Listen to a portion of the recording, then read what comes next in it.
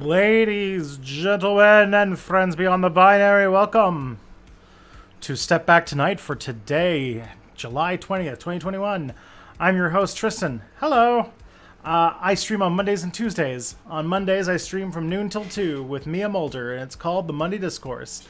And on Tuesday night, what you're watching right now is from 7 to 9 is Step Back Tonight with just me.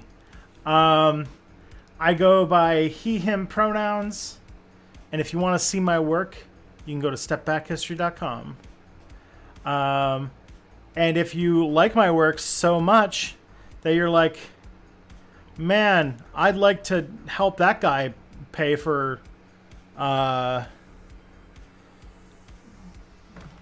phone, then you can support my work at patreon.com/stepbackhistory. For as little as 84 cents a month with a yearly subscription, you can do that. And you get early videos. So you get videos several days early. I think I might be, depending upon how this week goes, you might be getting videos quite a bit early this time. With no ads, no sponsorship break. All that kind of stuff is taken out for you. So you get your own special cut of the video. And if you don't want to become a patron, but you have, say, access to, I don't know, you have you have an Amazon Prime account. You can go to you can get one free Twitch Prime subscription every month that you can use to help an independent Twitch creator of your choice.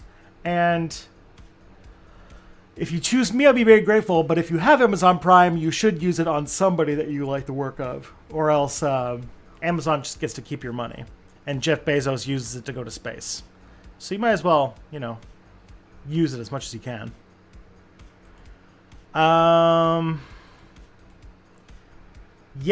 As far as content goes, my latest video is on climate change and refugees. And if you are feeling far too optimistic about that one, my next video is on the Canadian residential school system. So, a bit more history. That should be coming out. Its due date is the end of the month. But I filmed it today. So I'm very far ahead of schedule. So I probably will be filming it pretty soon. Or I probably will be editing it over the next couple days. So inshallah, it'll be in patrons' hands by Thursday, unless something goes wrong. And then it will probably come out on Friday or Monday or Saturday for everybody else. We'll see what happens. So, I've been trying a new way of getting work done, and I am getting fairly far ahead of schedule. I'm like having a little bit of like a relaxing couple work days because I'm over a full week ahead of schedule now. So that's nice. And I will try to see if that can result in some more videos. Maybe, I don't know. See what I will do with all that time. Okay. Next up too, I'm gonna put a link in the chat. If you have some questions for me, I might get to them tonight because I do have only a few questions. So, but that's a link to a thing where you can submit questions for future streams. I hang on to every question for a month. So if you watch my streams regularly, you're likely to get your question read. Unless you ask like a whole lot of questions. New people. If you're new to the stream, please make yourself known. If this is your first time watching a stream, please say hi. Because there's a whole lot of new people here. I don't know if you guys saw, but on Saturday I celebrated passing 100,000 subscribers on Step Back. Absolutely wild. Just did not think that was the thing that was going to happen this soon. So, if this is your first time watching, if you're one of the new people who got me that last leg to 100,000, then please make yourself known in the chat. We have a wonderful chat community here that is very supportive and very cool. So, yeah. But other than that, that's all of the the spiel, the opening stuff. Suppose your cat ran away and then 2 years later you found out someone else found her and was looking after her as her own cat. Would you want to take her back and get keeping her? My brother was faced with that choice and they found a cat he lost in 2019. God, 2 years? If somebody else was already taking care of it, I mean, oh, that's a tough decision. It's a really tough decision. Because, like, there's also a chance that, fairly likely, after 2 years, that I've already got... Like, if they went missing and were left for, like, I just assumed that they had passed away or gotten lost forever, I would have probably gotten another pet after 2 years, which would make things a little awkward, but yeah. You're new and learned about you when you passed 100,000, so I didn't know. Well, let's just say it's pretty. You're one of the few people to know me as a 100,000-air YouTuber, so that's pretty cool. Been watching a lot of your content. Thank you, Comrade Cat Pernicus. New from Thoughtslime. I've been binging all your work. My favorite is the video on the Satanic Panic in D&D. I'm glad people are liking that video. That video did not do well when it first came out, and I'm glad that it is kind of getting its second wind. Because people are seeming to enjoy it, so that's good.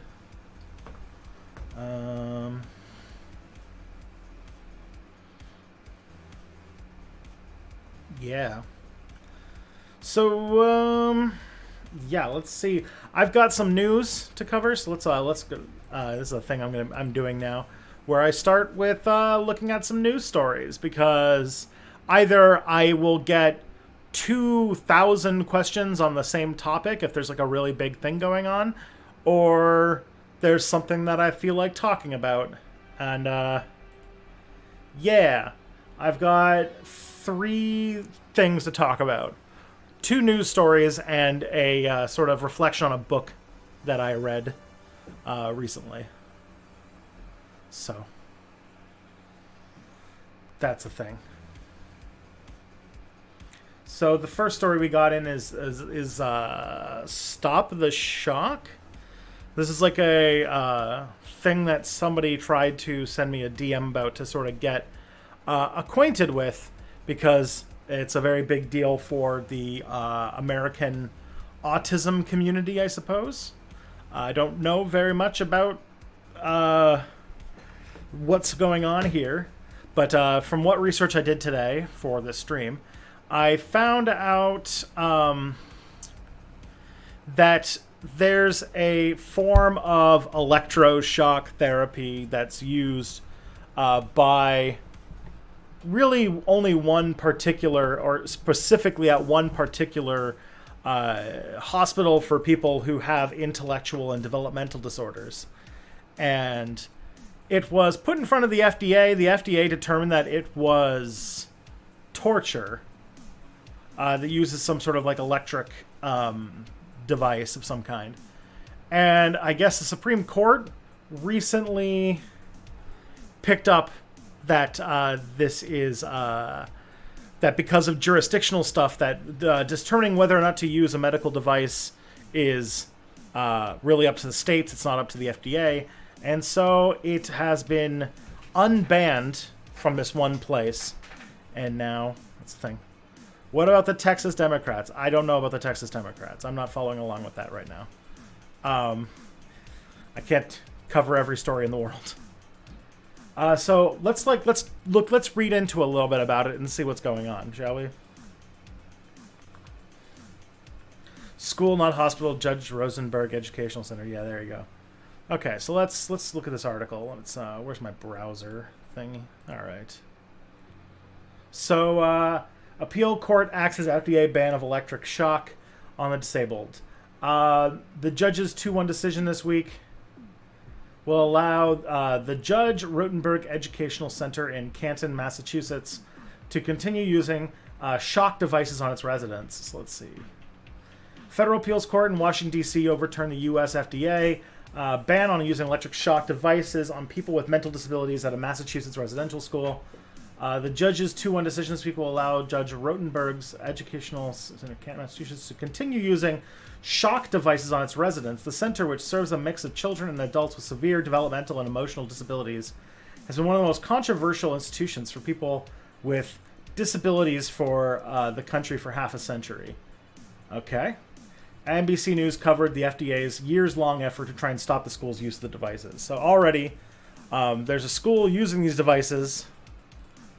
So that's super. I'm wondering why they're all fucked. I'm wondering why this school is so insistent, and they're literally like going to court to defend their right to use these electric shock devices. That's bananas.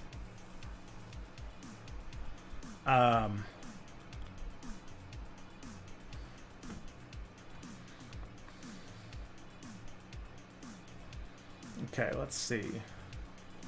In early March last year, the FDA took the rare step of banning the device, finding a significant risk of harm outweighed any medical benefit it could bring. It is only the third such ban in the agency's history. While it applied to the category of electrical stimulation devices used for self-injurious or aggressive behavior, the agency noted that only one facility in the country uses such devices, the Judge Rotenberg Center. The center decried the ban, petitioning a federal court to review it. The judge's majority opinion overturned that ban, saying the FDA cannot ban the use of electric shock on intellectually disabled people because the federal law restricts the agency from interfering with the practice of medicine, which is regulated by states. We conclude that the FDA lacks the statutory, so it's like, yeah, jurisdictionally type weird stuff. So that's intense.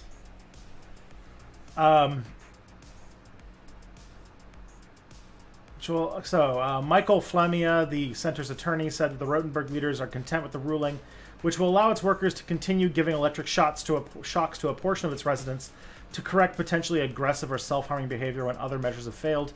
Disability rights activists, former residents in the state of Massachusetts, have for decades pushed to stop the use of the device, called a graduated electronic decelerator, or shut down the school altogether. The FDA assembled a panel of experts to study the GED, held hearings, and received thousands of pages of testimony and documentation of the school. After 2 years, the FDA announced that it would ban the GED, but only took 4 years to finalize the rule. Okay.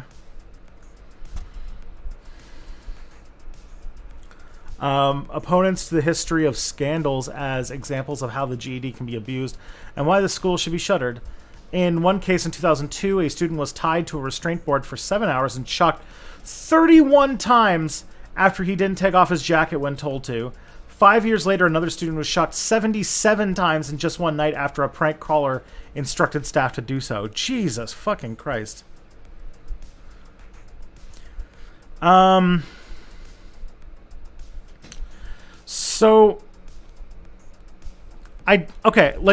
what's hitting me hardest here and I'm trying, and this is like, I tried to read around a little bit to try and figure this out, but there's multiple things that I don't get, which is one,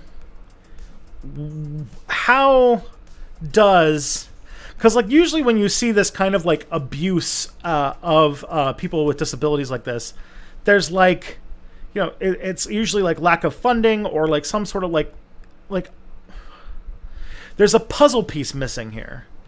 Because I don't know why this school is defending the use of these devices when it's been like when there's like literally like disability rights activists are trying to fight it, the FDA is trying to fight it. Like, it's weird that this school is absolutely so insistent on keeping these devices, and they're like hiring lawyers to defend it. And that is like, is this some sort of religious institution? Do they have some sort of like quack scientific philosophy about intellectual disabilities? I don't know. And also, like, they're related to a hate group called Autism Speaks. Okay. See, this is the thing. I had somebody reach out to me who wanted me to talk about this. And I'm like, I don't know what the fuck's going on in the world of autism advocacy and stuff like that. But I guess she wanted me to give it a platform so that I could talk about it. And so I'm like, trying to find an answer. So Autism Speaks is interesting. Okay. The center's leaders said such incidents are now in the past and that they have made countless changes to our policies and procedures, including limits on using the devices and special training to operate it. The center said it only uses shocks with approval from a patient's family and a local judge.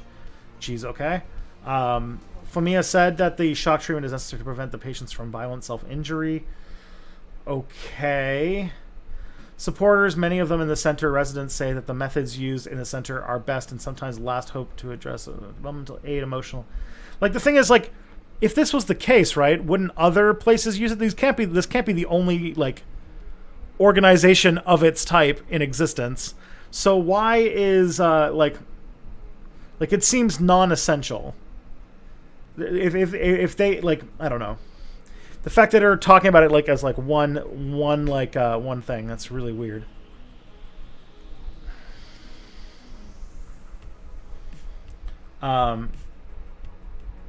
Yeah. The Judge Rotenberg Educational Center Parents Association said in a statement that they support the judge's decision, blah, blah, blah. Okay. Interesting. Okay. So then I'm trying to think what the deal is with Autism Speaks. So gives you an idea of what Autism Speaks is all about. Okie dokie. I hope that this isn't horrific, but let's take a look. Let's see. So this is a video apparently about Autism Speaks. I don't know what I'm walking into. So if I see something shitty, I'm ready to quickly pull the trigger on this and turn it off.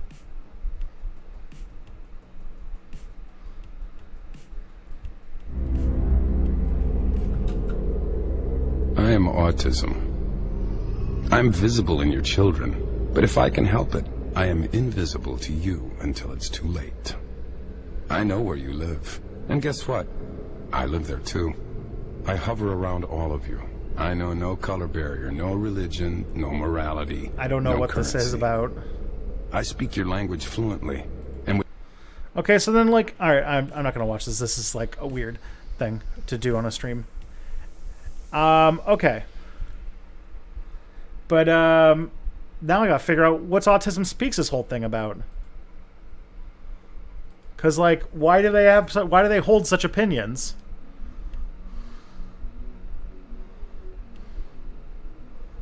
It's an organization founded by millionaire grandparents of an autistic child who want to cure autism. Oh, fun.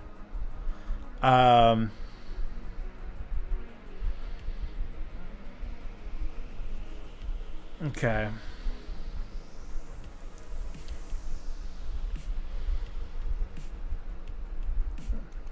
Alrighty.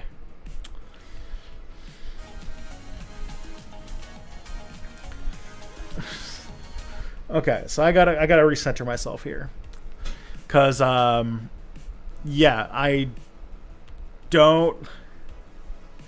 First of all, yeah, obviously don't medicalize like neurodivergence. There's one thing that you can do for free. But it seems like this is like I don't know. It seems like we're stepping into some really fucking weird territory. Like I did not know there were people who hated people with autism this much. I don't get it.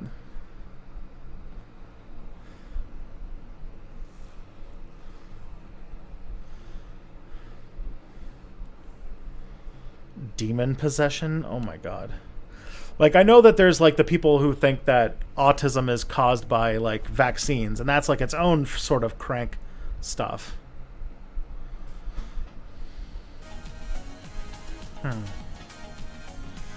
Oh my, just as Amy Coney Barrett has decided to become a follower of my channel. Interesting. See, this is why I kind of didn't want to talk about this topic, because I was just like, there's a lot of new shit that I had to pick up. But okay. So there's a set. So, all right. So as far as I can put together, ABA is related to gay conversion therapy. Okay. And ABA is related to Autism Speaks. Like, you're throwing a lot of acronyms at me.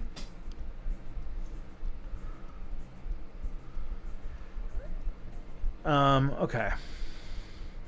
It's an incredibly misguided attempt to deal with reality. It's very insidious in that way. Lovely.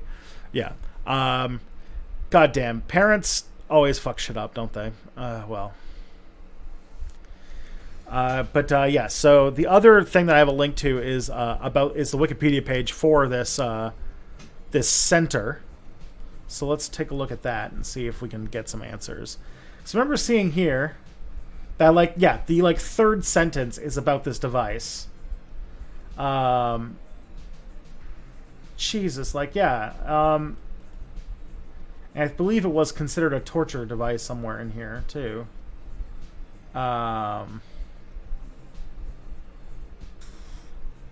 Let's see. Yeah, it is. There have been repeated attempts to shut down the center by autism rights activists, disability rights activists, human rights advocates. Notable people who have opposed it include, interesting. 6 residents have died at the institute since it was founded in 1971. Okay, that's not good. Oh boy. Yeah, like you know that your school is doing something when it's got a list of controversies that's that long. Holy crap. Man. This is fucking brutal. Oh, goddamn.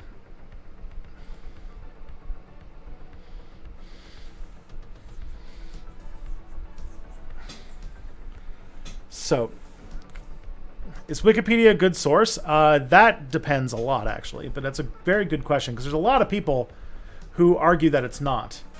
Especially, so... You know, that's the thing I actually can answer. So we could talk about that a little bit. But long story short, this is super fucked up. This decision is obviously terrible. Maybe we should not use torture devices on children. And I have a lot to learn about just the weird world of people who think that you can cure autism. That's weird. As someone with ADHD, autism's cousin, I know how fucked up that can be.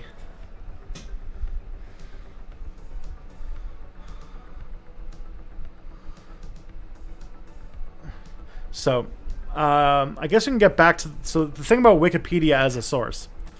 I did a lot of research on Wikipedia because it was a big part of my academic work. But I was using Wikipedia as a primary source. I was actually studying edit histories. I was trying to find very old Wikipedia edit histories for things like the 9/11 page.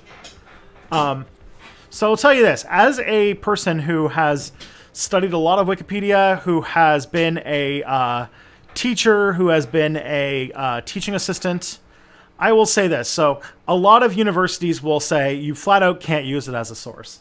And that is true. And I think that, just using Wikipedia right away is maybe a little, if you don't know what you're doing, can be quite, can cause a lot of issues. So that's that because what happens is that a lot of Wikipedia pages are completely free to edit. You can put in whatever you want. And while they're, and so you could technically, by chance, come across something like Wikipedia vandalism, or people who have put in, you could be walking into an edit war that you don't know about. You could be dealing with all sorts of weird back and forths. This is the case, yes. You could, especially if you're going to some of the less trafficked pages, or if you're going to some of the more out of the way pages. Oh, hey, thank you for the $10 super chat, Matt Lipton. ABA is applied behavioral analysis. Basically, it's using negative reinforcement, refusal of food, timeouts to stop children with autism from acting autistic. That is awful. Yeah, don't do that. That doesn't sound like it has scientific basis at all. All right, but back on the Wikipedia thing. I need to stop getting distracted. So the Wikipedia thing is, and so like here's the thing about Wikipedia though, if you really pay attention, which is that it has a surprisingly dedicated editor base, and Wikipedia editors there are Wikipedia editors who are very dedicated to their position. There are a lot of rules for how an article can function, and there are different degrees of quality of article. Many of the Wikipedia articles on like any major topic, like if you're going to go to the Wikipedia article for dogs, you're probably fine. Everything on there is probably fine. The reason is because a lot of the more trafficked and popular Wikipedia pages have an entire community that is focused and dedicated to making sure that it follows editorial standards, that it keeps a neutral tone, and that it uses reputable sources. That is true. And in some of the ones where there is, they have a whole infrastructure based around like topics as they get more heated and having edit wars. Like, for example, and as these things get more controversial, they get more difficult to just edit out of the blue. Like, for example, the abortion page on Wikipedia and the climate change and the evolution pages on Wikipedia are almost impossible to edit because those pages are so controversial that in order to make an addition or an edit to the page, you have to basically get a small group of people to approve it. And it's a group of people that are sort of like a committee for maintaining this page. So that's like a major thing, right? Like that's a whole big thing. So that happens a lot. And there are many people who like take it seriously to the point where they get notifications when pages that they want to follow get edited so they can look at them. So you might see edits that change like really quickly. The medical ones can have inaccuracies. So yeah, the thing is like when you look at stuff there, you have to be very cautious about what's going on and what's happening. But also realize that there are a lot of people. And to say that like Wikipedia is completely worthless is to throw out a lot of work that a lot of very dedicated people are doing. Because there's a lot of work to make, a lot of volunteer work goes to make Wikipedia as good a source as possible. Just know that, you know, it's a good place to get started on a lot of topics. It's a good place to find sources on a topic. The references at the bottom of a Wikipedia page are fucking gold. And it's a good way to get an idea of what kind of area you're walking into. So that's fun.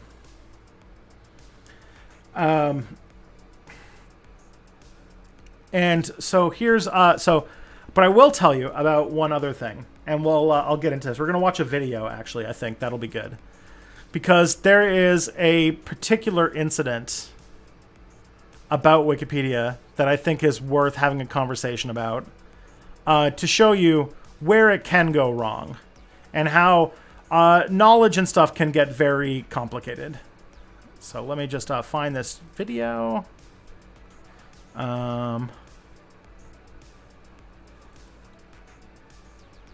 I want to find this. Nope. Okay. I gotta find this. It's been a bit since it happened.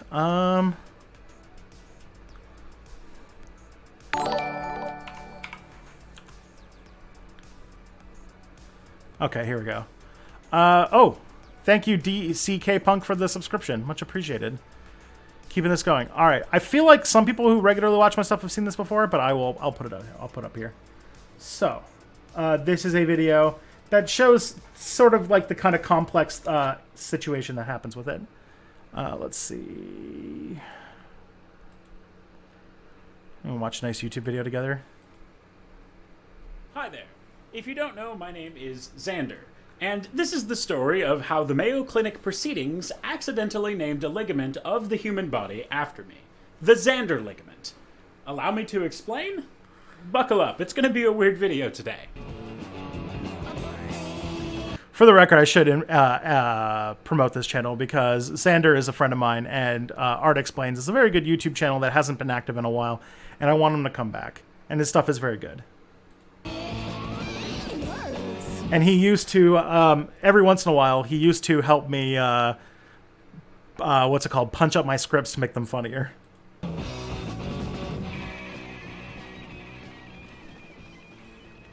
In October of 2017, an article with a super long and super serious name was published in Mayo Clinic Proceedings, a super serious medical journal. On page 1565 is this sentence.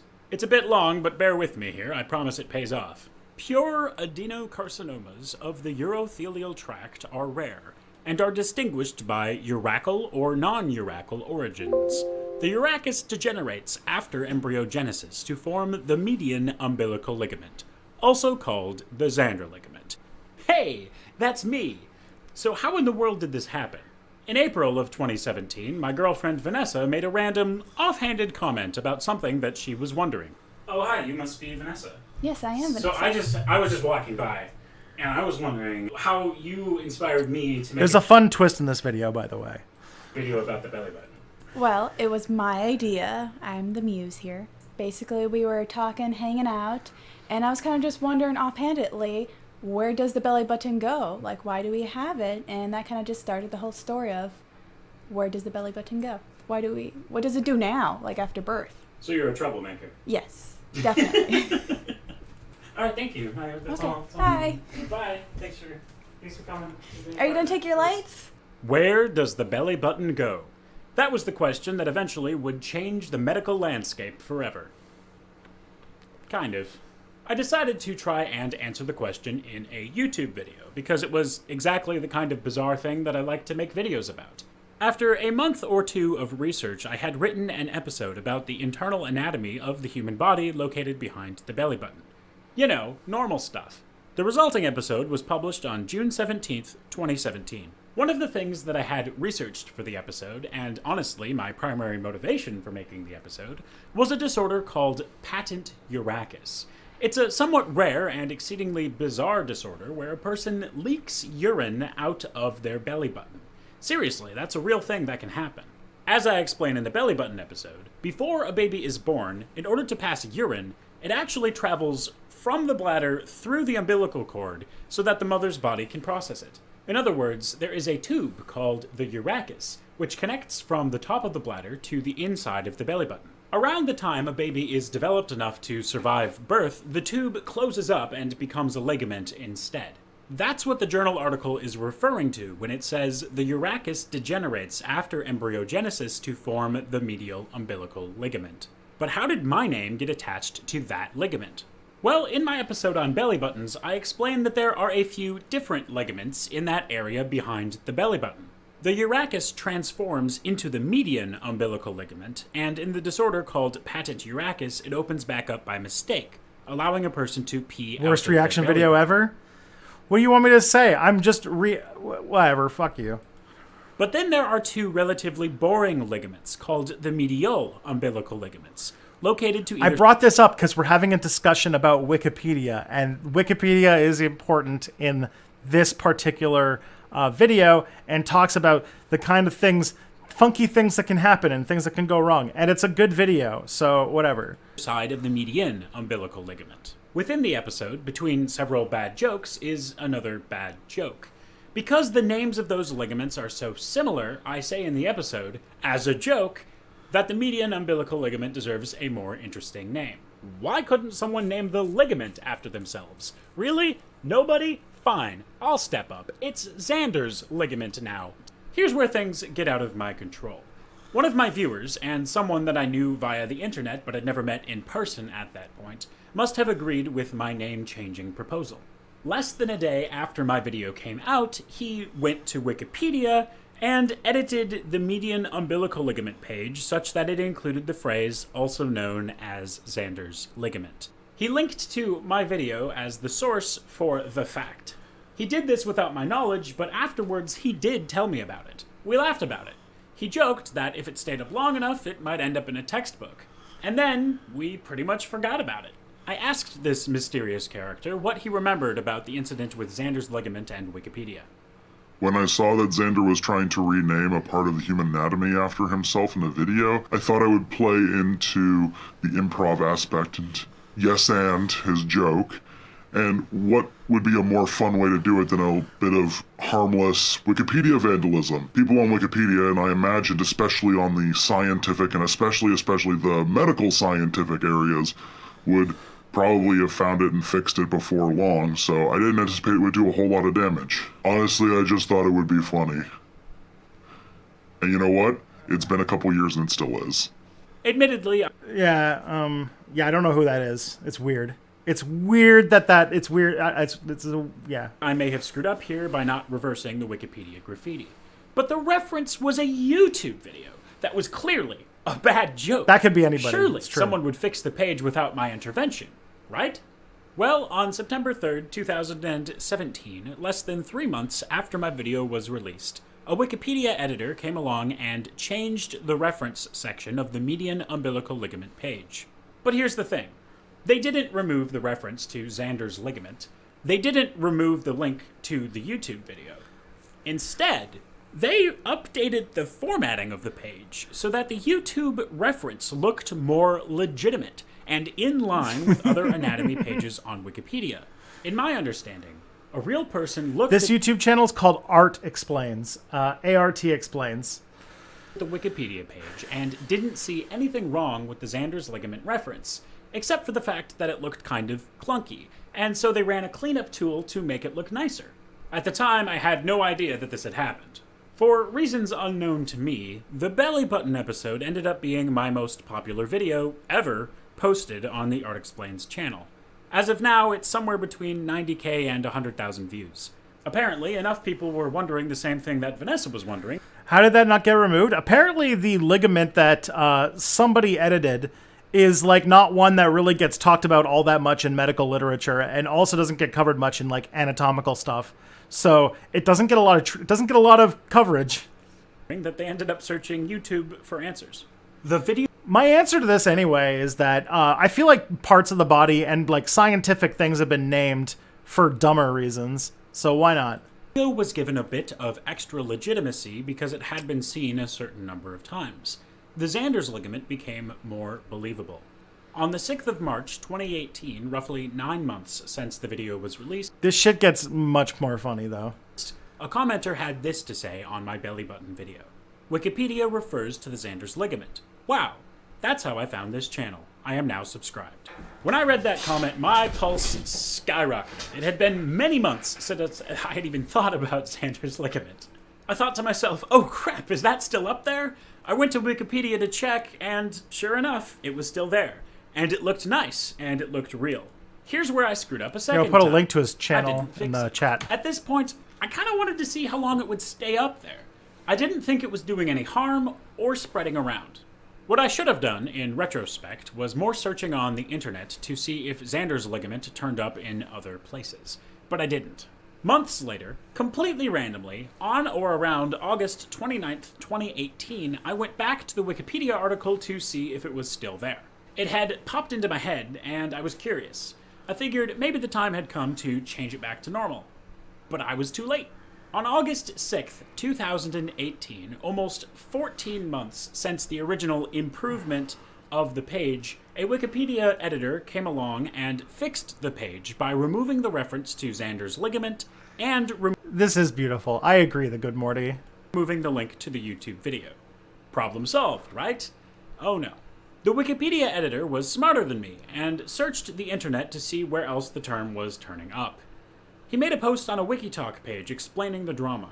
And so it begins. Oh dear. YouTube video, link to my video, last year coins median umbilical ligament after the narrator of the video. Article changed day after video is published.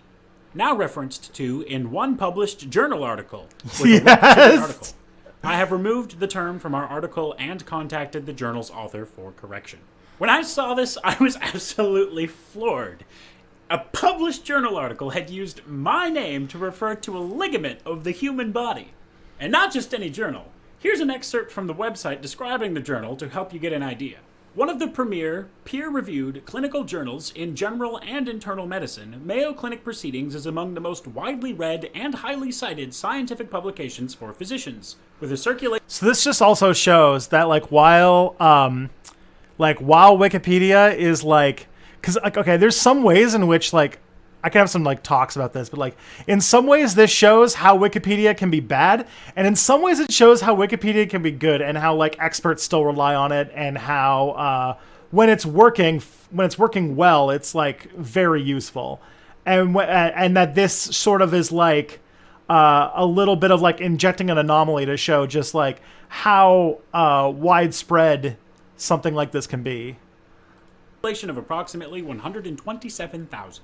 The Mayo Clinic Proceedings content includes Nobel Prize-winning research. So I was in a unique position. I talked with a bunch of people about this, trying to figure out what to do, but most people just thought it was harmless and hilarious. Now, if you're an astute observer, you may have noticed that in my YouTube video, I call it the Xander's ligament. And the original edit to the Wikipedia page also calls it the Xander's ligament. So how did This shit has layers, guys. Apostrophe S get dropped from the name of the ligament by the time it was published in Mayo Clinic Proceedings? I have no idea. What I decided to do was message the editor on Wikipedia, thanking him for fixing the page and offering to discuss what had happened. According to the Wikipedia editor, he was investigating some minor changes to Wikipedia anatomy pages when he noticed that the name Xander's ligament was unusual when compared to typical anatomy names, which usually stem from Latin or Greek, etc. And when he investigated the name, he found out pretty easily that it was made up. But he also found it in the Mayo Clinic Proceedings article. He said it was pretty interesting to him how this had all come about. I also sent multiple emails to the corresponding author of the journal article, explaining who I was, where the name had come from, and asking how it had ended up in their journal article. They never wrote back. So eventually, I found the contact details of the other author and sent him a message. He replied very quickly and informed me that he did not know where the term had come from. He reported that he was perplexed. He showed me some proof, which I can't share here, that he hadn't written Xander's ligament or Xander ligament anywhere in the original version of the journal article. In other words, he says that it was probably added sometime during the editing process after it was out of his hands. My theory, which I cannot yet prove, is that someone in the editing process added the term to make the paper more readable, in the same way that editors will include conversions from Fahrenheit to Celsius when talking about temperature. The term may have been. I gotta check on Xander. I haven't talked to him in a few years. I should probably. We met at VidCon in 2019, kind of a couple months before this video came out, and I haven't talked to him since. He's been busy. He's doing a PhD, so maybe I should talk to him. Accessible alternative to the medical name of the ligament, because that's how it looked on Wikipedia. But that's just a theory. We haven't yet heard from the journal about this. Some Googling around the internet support this theory because the terms Xander's ligament. For the record, I just did a Google search on it, and this has been written about in some actual journal articles about the Wikipedia, about the Wikipedia story. There's a BuzzFeed article about this. So this story's made the rounds a little bit. It's been published, and there's been a story about it. Yeah, a story in PubMed. It's been really bananas. And Xander ligament show up in other places. As one example, a teaching hospital in Pakistan shares its slides online, and one set of slides from 2017 refers to Xander's ligament.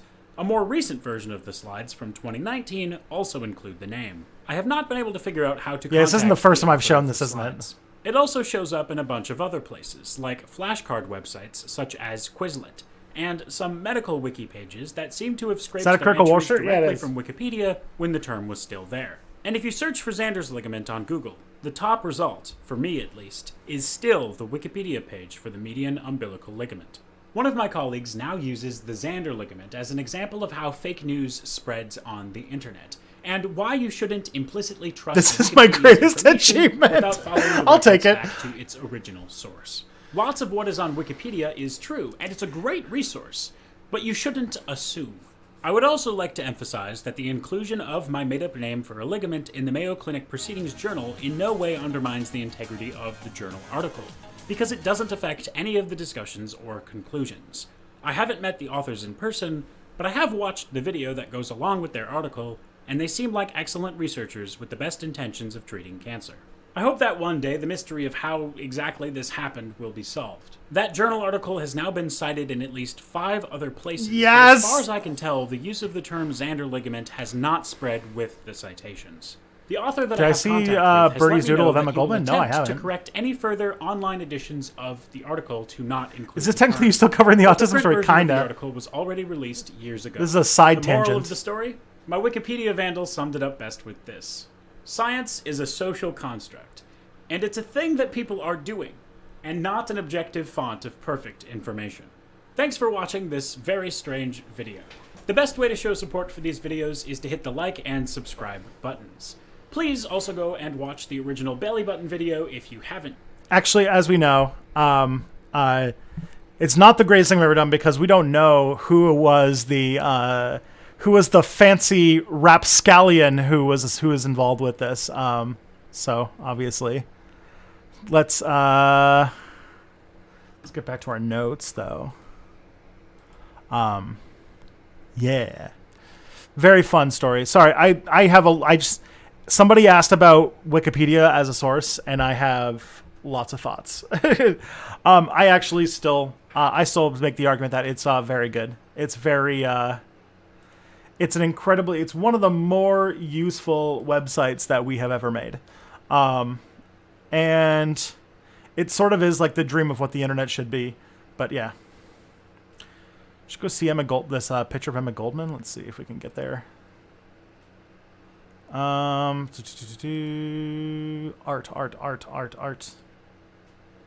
Ooh. Sure. Let's copy link. Let's see if that actually. Oh, that's very nice. Very good, Birdie. Very good art. Well done. So the other thing that's coming up in the news these days is that there's a new COVID wave. That cases are starting to pick up in the U.S. and the U.K. as like high numbers of unvaccinated people is causing the Delta variant to basically go out of control. So let's take a look.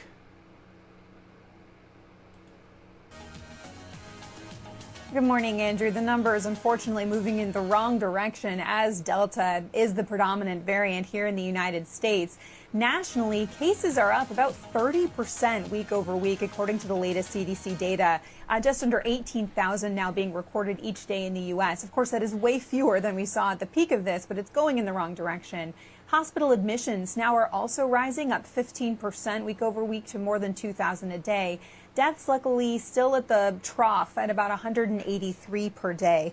Now, the states with the highest infection rates are ones where we do see Delta. Will you be taking your vaccine? I've already been vaccinated. I've already double vaccinated. I have been for over 2 weeks now. Are really predominant, and also see I got my second shot on July 1st, so yeah. Lower vaccination rates. The red there is where the CDC says the highest transmission is happening in the country. So that's interesting. So you can see it's in like the interior of the country and the south and stuff.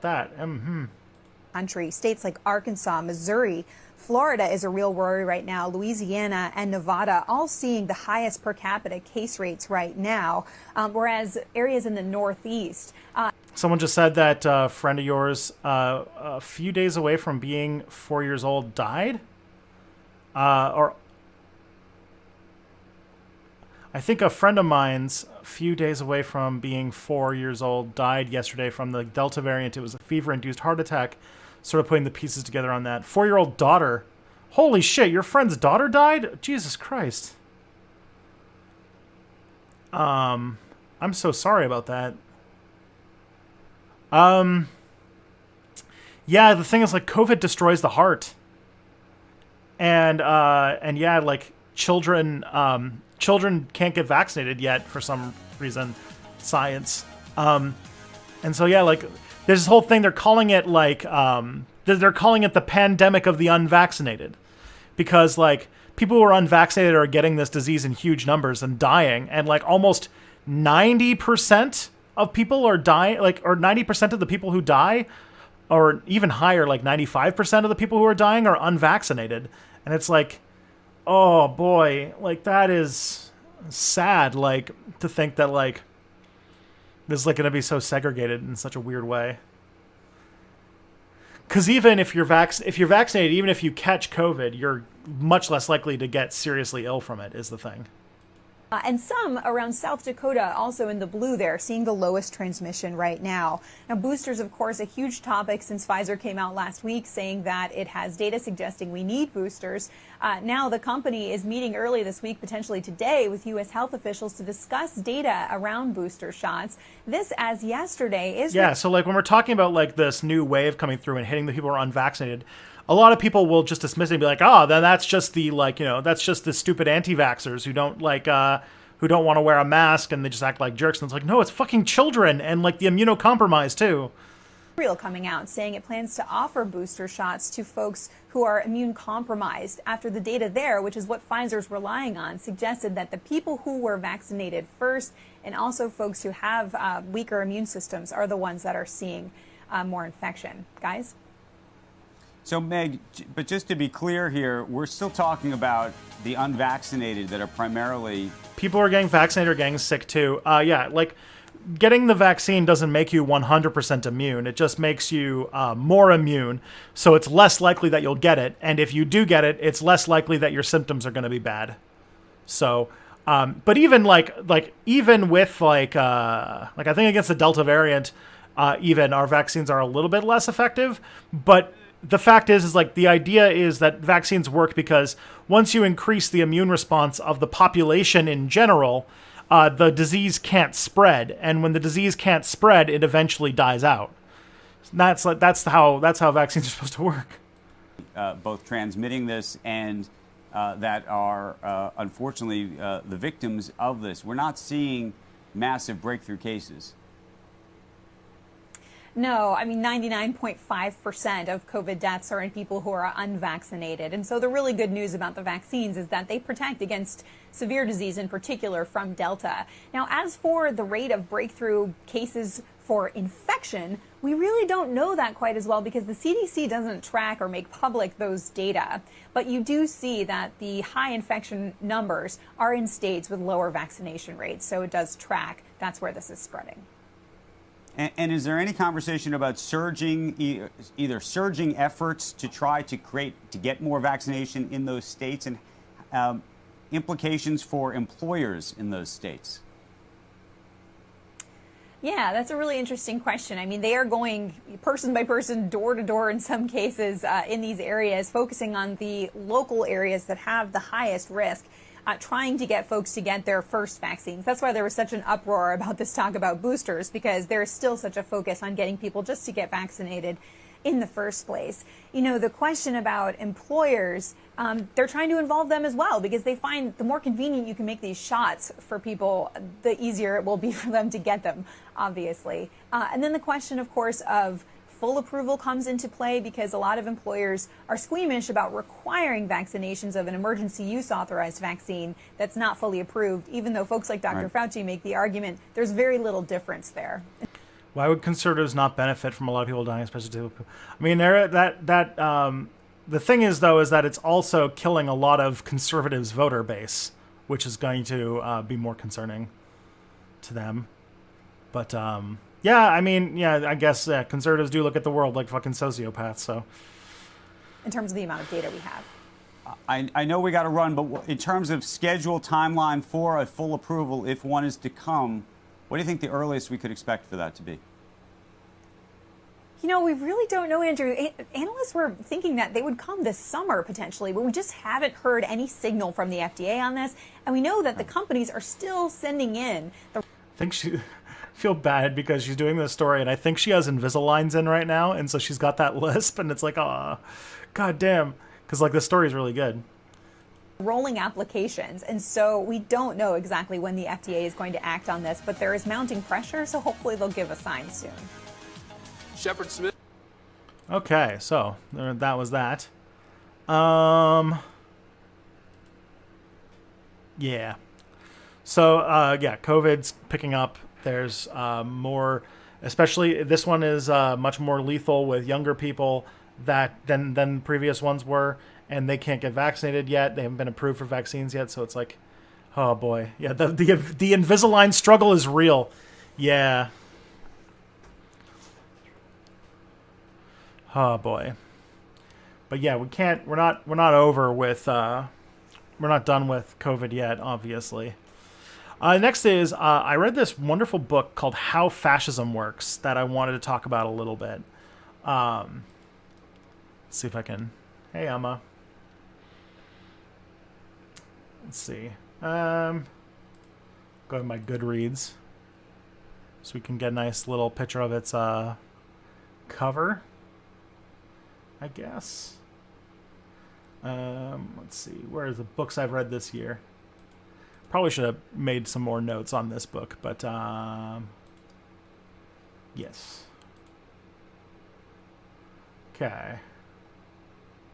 In large cover. There we go. How Fascism Works by Jason Stanley. So this is a book I just finished. Very good.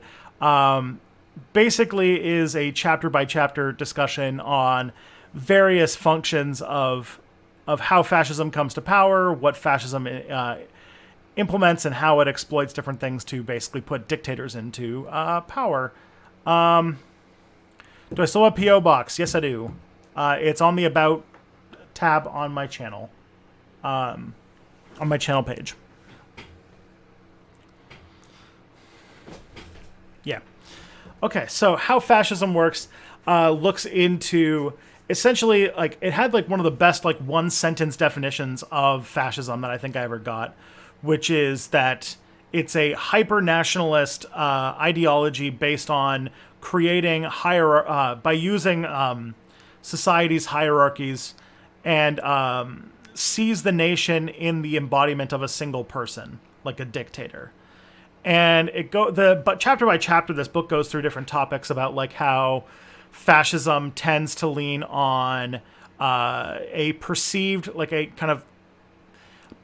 idea that there has been a group of people who have been historically wronged, that they need to bring back, that there's something that needs to be always be made great again type story. This shows up in Germany, this shows up in Yugoslavia, or Serbia, sorry.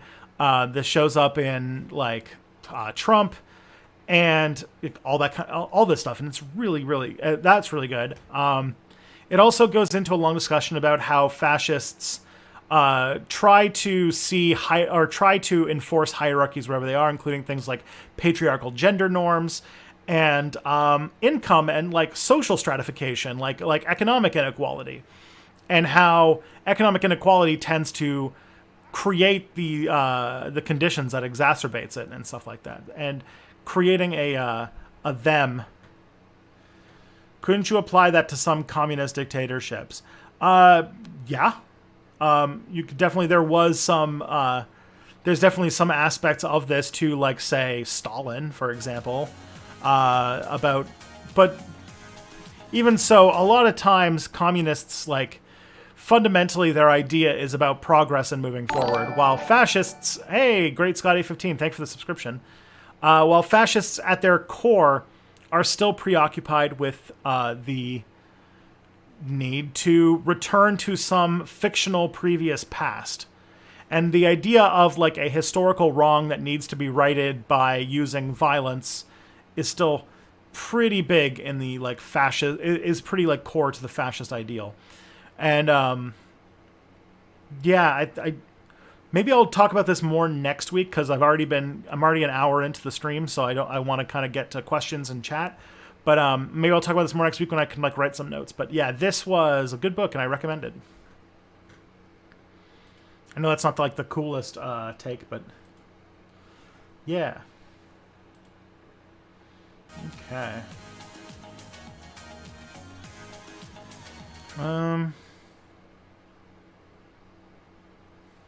Tankies and Mango Twitter are going to get me. Oh. They already don't like me, don't worry. Okay. So let's talk. Let's see. This is some questions that people submitted. What do you think about left-wing Christian socialism or anarchism? They're fine. As long as like they're not, sowing bigotry or anything like that, then yeah, they're fine.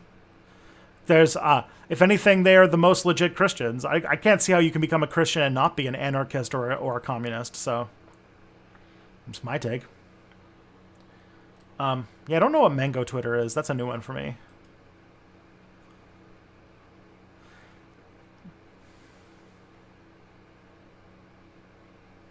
Fascism also doesn't exclusively operate within right-wing governments.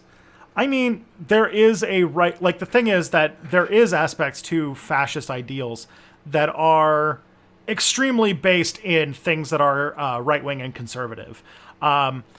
Conservatives fundamentally believe that there's a natural hierarchy of civilization, that certain people who are just better than others should be, better off and should rule over others. And, like, fascism very heavily relies on that kind of thinking. It also relies on conservative ideas about gender and racial equality and LGBTQ causes and all that kind of stuff.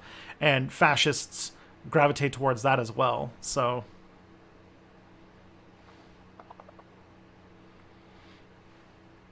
there are direct connections about fascism and like things that we would associate with right-wing politics. Where do Nazballs fit into the definition of fascism? Well, the thing is that it depends upon whether you're talking about like weird people like Caleb Maupin who are they're just Nazis. But like if you're talking about like the actual National Bolshevik Party, if you think about it, there is a sort of like twisted version of fascist, like, like the idea that we've been screwed over and we need to return to our past greatness. That comes out of the fact that Russia used to be part of the Soviet Union, where the National Bolshevik Party started. I mean, in many ways, I think that a lot of the times Nazballs rely on socialism of the 20th century as a form of nationalist nostalgia.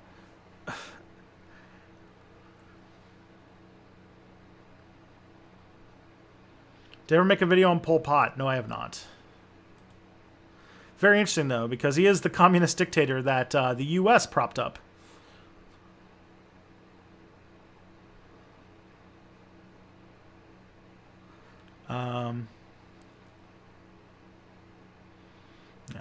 Strasserites. Someday I'll make a video on Strasserites.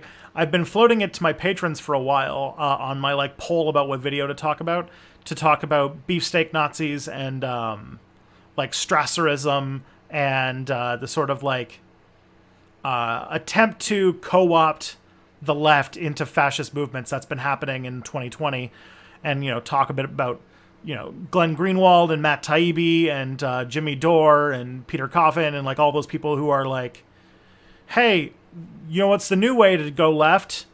Being Nazis. Let's make friends with the Boogaloo Boys. Let's like talk about how great Tucker Carlson is. Let's like that kind of stuff. What do you think will happen to Blue Origins the first time one of those dick rockets explodes with like 3 hedge fund managers and a rock star inside? Because they'll probably will eventually start doing this regularly. I mean, I hope so. In Roblox, obviously.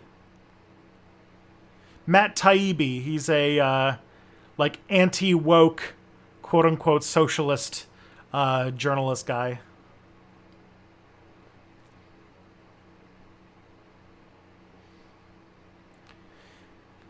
I'm probably mistaken, but he was supported by the U.S. when Vietnam invaded Cambodia. Yeah. I'd add Huey Long to the list too. Oh boy, I've got content for ages. What's happening with Bad Empanada on Twitter? No clue. I have no idea what's going on with Bad Empanada. All right. Let's see. Yeah, Bad Empanada fits under chaotic good if you had a D&D alignment.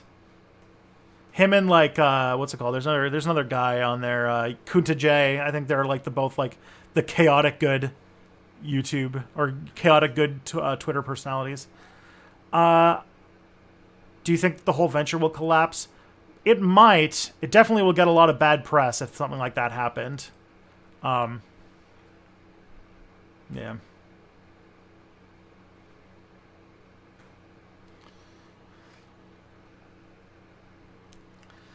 All right. How do you get people out of liberal ideas of how politics is a back and forth? So it's somewhat excusable when people like Biden give up on a $15 minimum wage, even if they could have pushed it through. I try to talk to my mom about such things, and it's really hard because she has her heart in the right place. We talked, and she vibes with a commune and all that because she loves her work. For her work, really doesn't care about money. Okay, we're getting distracted here. But she gets really frustrated because, of course, the only thing she can do is vote. So the prospect of there not being a politician that will fight for what she wants is incredibly depressed for her.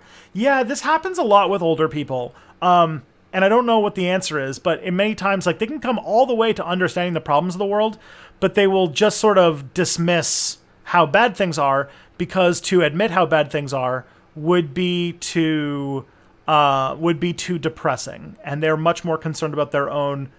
Maybe they're not, yeah. And so like I've had people be like, even my mom's had these kind of conversations where her heart will be in the right place, but then she'll just be like, "Oh, Tristan, you're just too pessimistic for, reading and talking about the implications of the things that you read."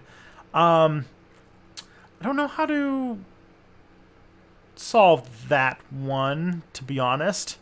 The main thing is that you have to kind of get people to see,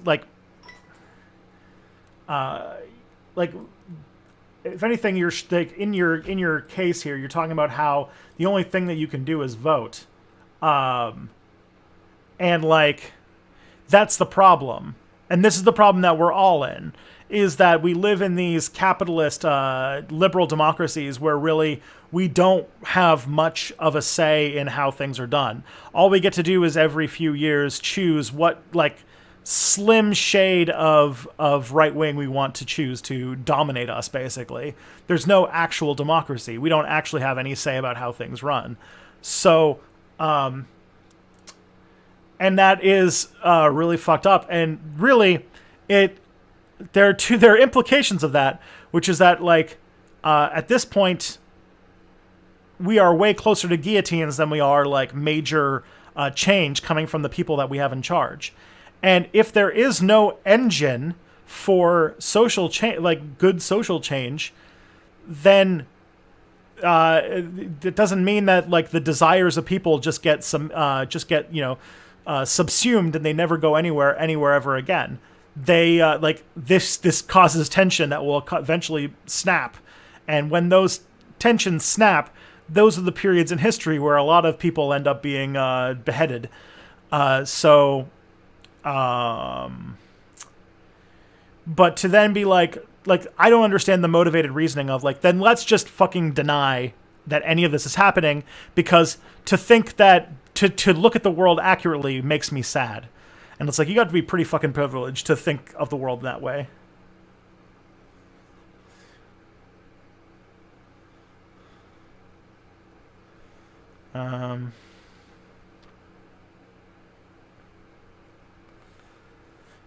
Can the U.S. have a third party more than compete with each other? I mean, the way that the U.S. political system works, essentially, no. The U.S. can really only function with two political parties with the Electoral College at this point.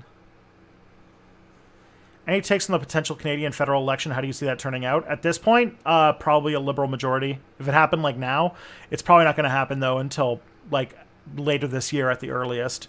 But my guess is that Justin Trudeau is going to come out of this looking positive. Thoughts on Antifa?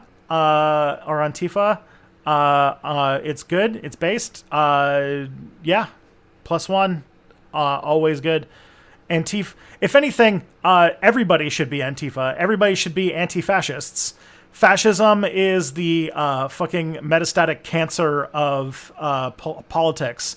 And if you don't have Antifa, which is essentially the anti-fascist immune system of the body politic, that's when you have that's how Nazis come to power. Like, look in this liberal society, look in America, where nobody wants to do anything to counter fascist violence except for Antifa activists. The police won't do anything about it. The police support the fascists more often than not.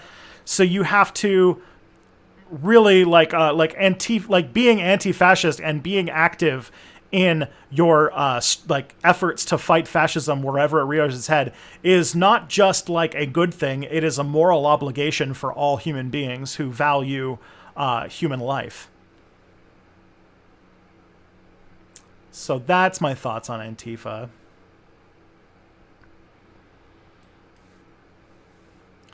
Do I think YouTube is the best online platform to spread leftist ideas? I mean, in some ways, yes, but that's kind of more of an indictment of the internet than it is about how great YouTube is. It's a platform that seems to, at least in some capacity, automatically promote content by people and without having to have direct editorial control, which is like a huge thing because leftists could never get their shit published. And we're learning very much that if you just let leftist shit get published and let people see it, it's very appealing to a lot of people. So this is one of those places where we can kind of get around those gatekeepers, which is nice.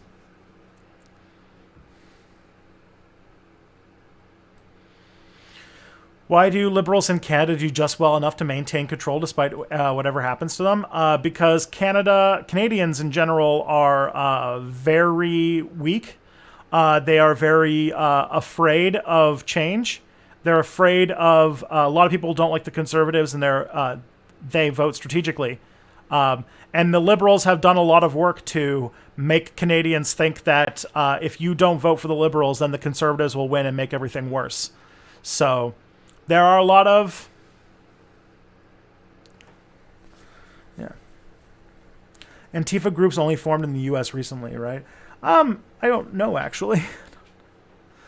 But the whole thing about Canadians is we have a first-past-the-post parliamentary system, and it essentially scares people out of voting for anything but the Liberals or the Conservatives. Antifa began in Germany. I thought it began in Italy, but I haven't made like a video on it, so I haven't done I haven't read the books, you know. Has the horrible urban planning of London gotten to you yet? No. It's a weird city, that's for sure. But I live in there's some parts that are annoying, yeah. The fact that the place that I live is essentially not designed for people who don't have cars. So I have to walk like over a kilometer to get to a grocery store. That pisses me off quite a bit. But yeah.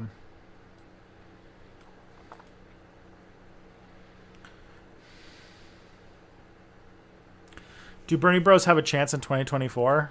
I don't know why you're calling them Bernie Bros, but I don't know. Honestly, I can't really think of a person who's going to unite the left in the same way Bernie did in 2024.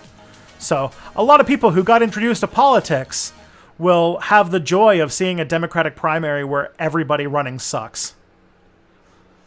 It'll be fun. It'll be like depressing like last time. Is that not preferable situation wherein I'd love if the Lib Devs were in power right now? I guess, but the thing is, it's not the case. It's a lie. You can vote for the left and win. There's this whole idea that everybody thinks that everybody else is more right-wing than they are when they're usually not. Is Bernie going to stay alive? Well, Bernie's probably most definitely not going to run in 2024. That would be absurd. He'd be way too old at that point.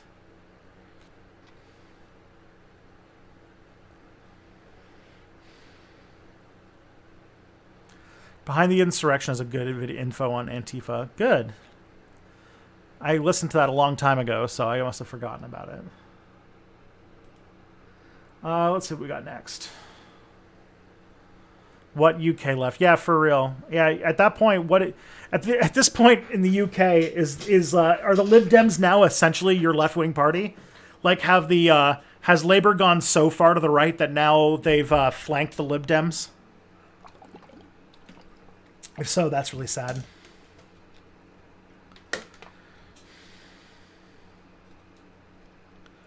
What are the chances of you getting another stimulus? Have you made a video on the insurrection? I haven't made a video on the insurrection. It's coming. My White Power series has 2 videos left in it, and the last video is going to be about the White Power movement after Oklahoma City, which after Oklahoma City, the White Power movement kind of died down for a few years, and it came back with a vengeance when Barack Obama was elected. So we will see.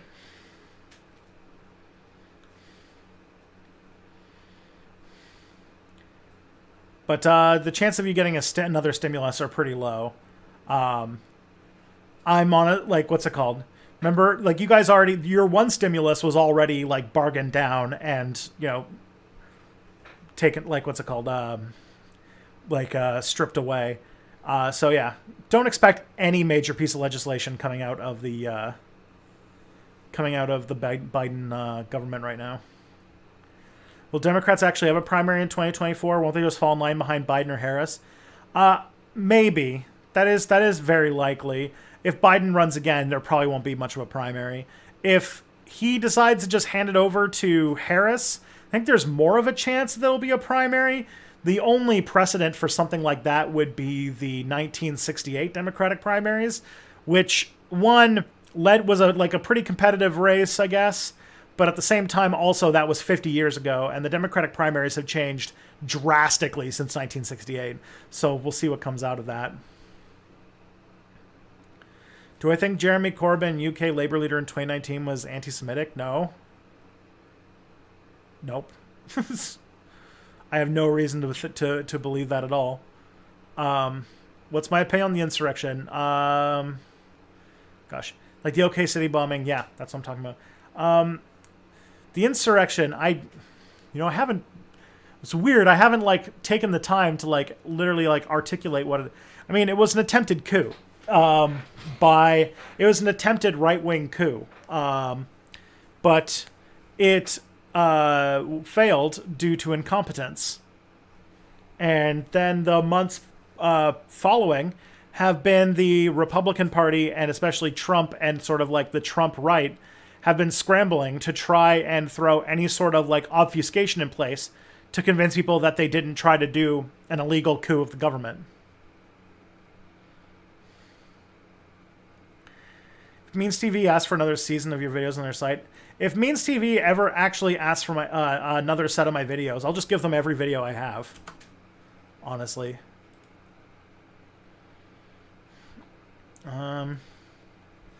Any thoughts on the time when Canada dumped a load of garbage in the Philippines and then Duterte threatened Canada with war? Oh boy, I did not know about that.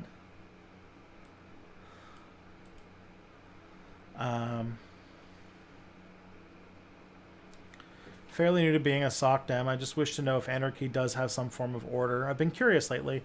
I mean, yes.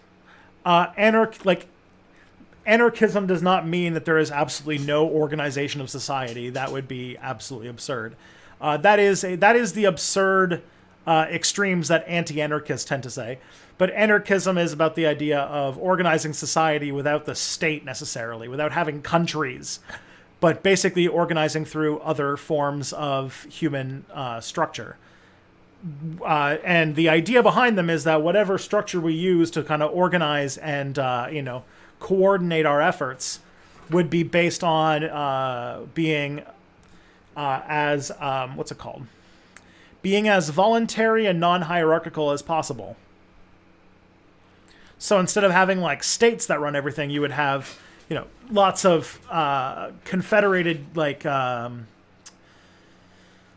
lot of deeply interconnected communes that have strong relationships with each other and collaborate on larger projects and those kinds of things.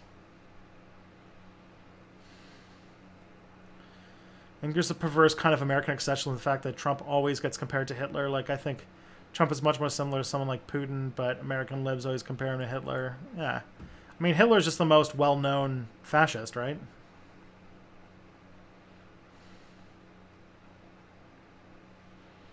Starmer's been ousting his party of Corbyn supporters who are tarred in the media as being closet anti-Semites. Oh, I know that the media is doing that, but British media is notoriously shit. So, I would like evidence of any of the anti-Semitism shit.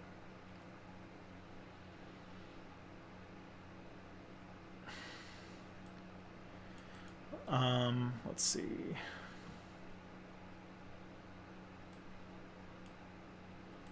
With the myth of Corbyn being anti-Semitic is still being made. Yeah. I remember briefly they tried to say that they tried to do a thing where they're going to say that Bernie Sanders was anti-Semitic because it worked so well in the UK, and it fell flat on its face.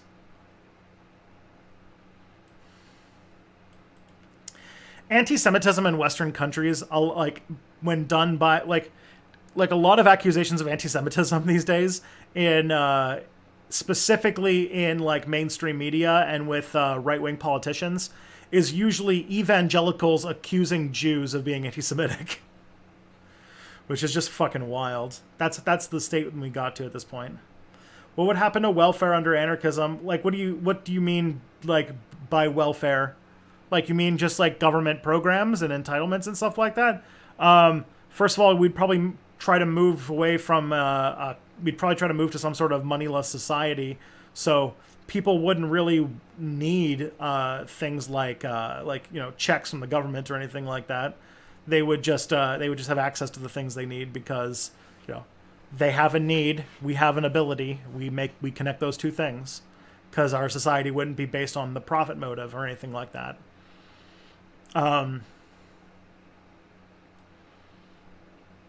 But yeah, there wouldn't be money. An anarchist society with money would be an absolute nightmare. That would be hell. That's what libertarians want.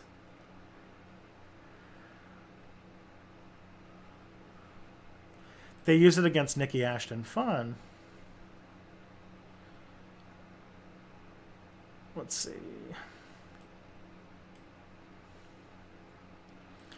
ABCs of Anarchism or Conquest of Bread are good books to check out. Yeah. Is the media that dumb that they call a Jew anti-Semitic?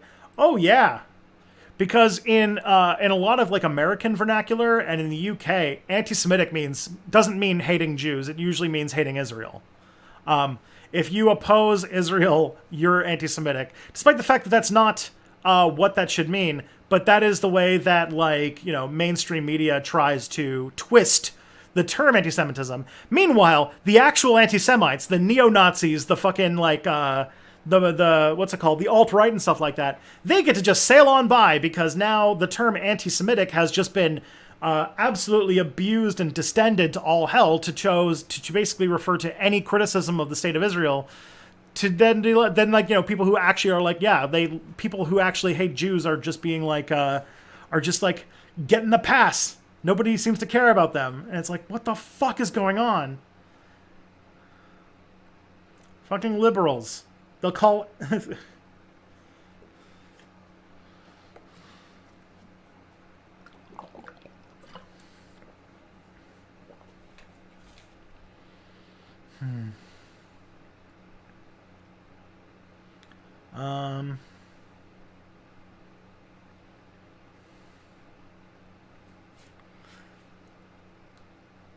Anyways, what's this question? Remember when I was little, wherever my dad got his air rifle or dog whistling? Yeah, I already answered this question. Is climate nihilism worse than climate denial? Yesterday I watched a YouTube video that pointed out in the last 20 or 30 years, climate change is depicted in popular media has shifted from minimizing to outright denying the problem. To acknowledge it, but saying the situation is hopeless. I feel like arguing somebody out of a false belief is easier than arguing somebody out of hopelessness. I mean, they're both bad positions. And yeah, like they're not like I'm putting one as better or worse than the other. They're just, yeah, they're both they're situations that you need to work on people with.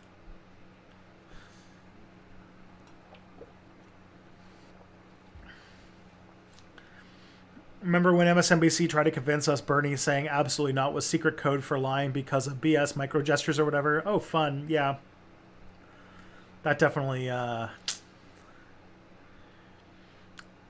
do remember that when, what's that lady that on MSNBC who just like hated Bernie Sanders so much.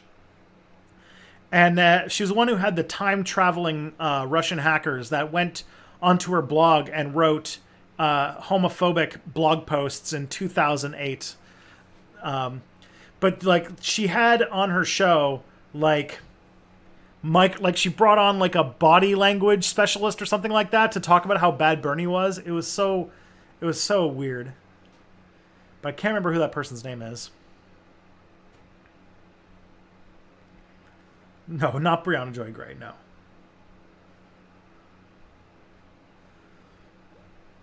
Brianna Joy Gray worked for Bernie Sanders. She was his communications director. How will working the domain land work under capitalism? How am I supposed to fulfill my duty to the Lord if I'm going to be doing a 9 to 5 in a factory? Oh boy. That's good. I think I burned through all my notes so I can just kind of turn the full camera on. You're talking about Emma Goldman. Let me see if I can do this.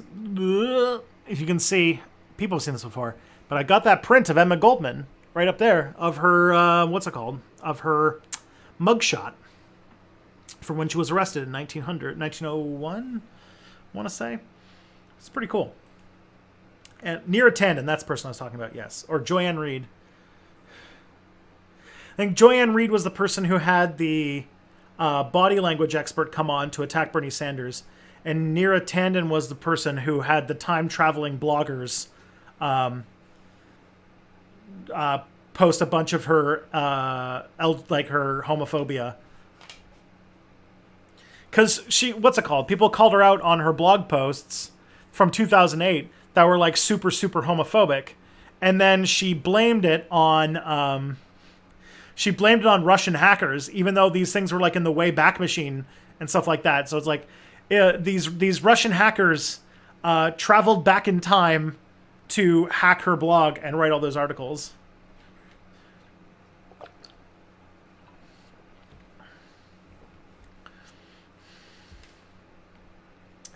Yeah, those prints. Yeah, I've got some extra prints. I'm going to make a video in August. This is already a planned thing I want to do. I'm making a video in August that is going to be sort of a channel update video because I want to talk about hitting 100K. I want to talk about the prints and the contest for the prints. And I want to do some other stuff too that I'm not going to talk about right now. So, yeah, I'm working on. I have a video in August that I'm gonna post it in. So work on that.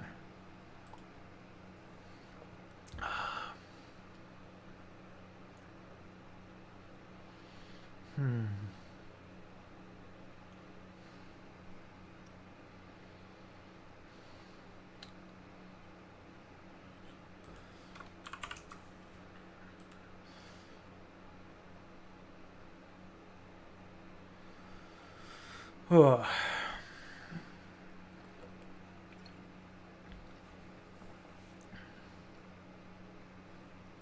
The people talking about Nazi grandpa were Russian hackers. Oh boy. It's always the Russian hackers.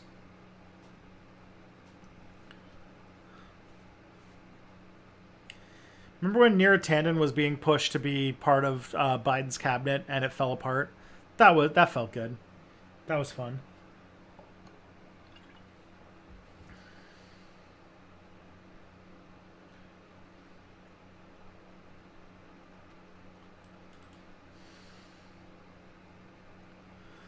Okay. Russian hacked me and did a homophobia thing was ridiculous, yeah. Have you heard about the new conspiracy called birds aren't real? That's because they're not real. All the birds died in the 1980s due to Reagan killing them and replacing them with spies. The birds work for the bourgeoisie. We all know this.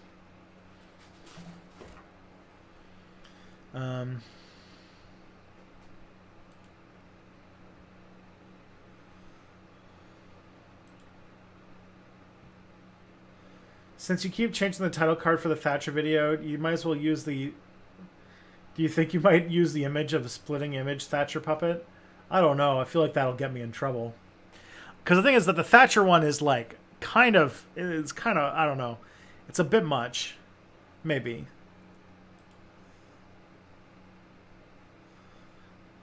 Let's see. I'm writing a play script about a bunch of dead revolutionaries in purgatory radicalize the angels to overthrow God. I'm using an afterlife as a kind of metaphor for capitalism and even have Jesus as a former radical who sold out. And there's even a guy who's a satirical take on the prosperity gospel preachers that the book ends the act. But when I showed this to some folks in Discord, I was told it would come across like I'm being an edgy atheist attacking religion. What do you think?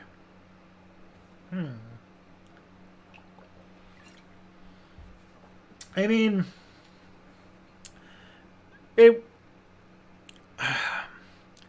I mean, as long as like there's stuff in the play that talks about how like it's not just like, because the thing is like, it would be very easy to just interpret that as being an anti-Christian screed, though it's not. Obviously, it's just you're using kind of Christian mythology as the setting, which is fine. I think that's perfect.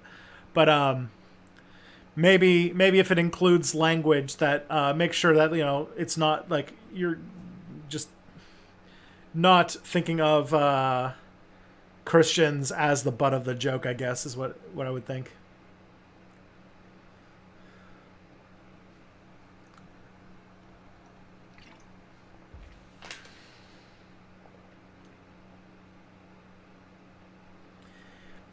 I'd agree it'd come across the way, and that's awesome. Yes, we all know 255. You want to do a cultural genocide of all the Christians. We get it. You want to put them all in the what's it called? The atheism residential schools so that they can be forcibly starved and beaten until they no longer believe in Jesus. I know, we've been over this.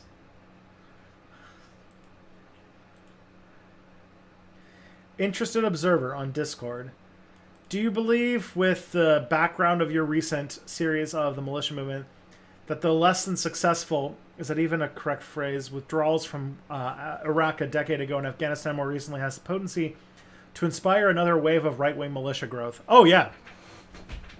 You don't think a full generation of people being sent to the other side of the world to die in a pointless war would is creating a generation of alt-right people?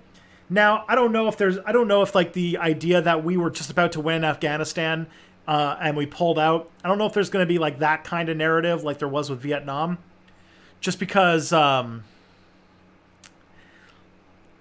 I don't think it's that, like the idea, like Afghanistan is going to have more of like a cultural memory, more as like the war that just never ended. Like, in my mind, I think Afghanistan just occupies less of the current American psyche at the time of its ending than the Vietnam War. Vietnam War had, it had people being, like, what's it called, conscripted into it. There was a draft. Like, there was a lot more attention being paid to Vietnam when it ended than there was in Afghanistan now.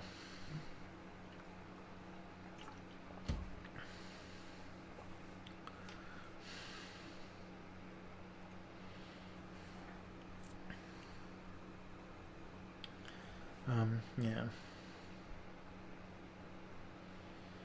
Let's see. Who do you think is going to be the big name in the progressives in the 2024 Democratic primary?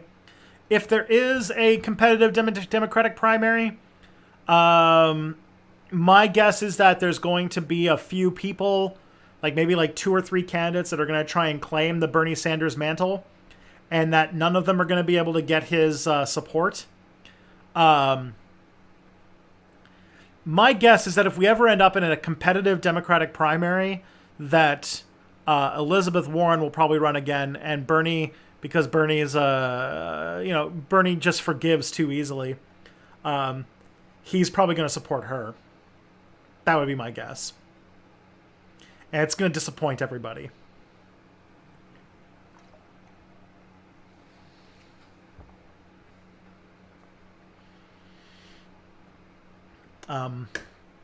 But my guess is that the next competitive Democratic primary is going to have a whole lot of people running. There's going to be like 3 to 5 people who are all going to try and claim the Bernie Sanders. There's going to be like a media thing about like, who's the Bernie Sanders of this race? Who's it going to be? None of them will be. They will all be neoliberals who might just believe in like, half off coupons for your first year of public university or something. But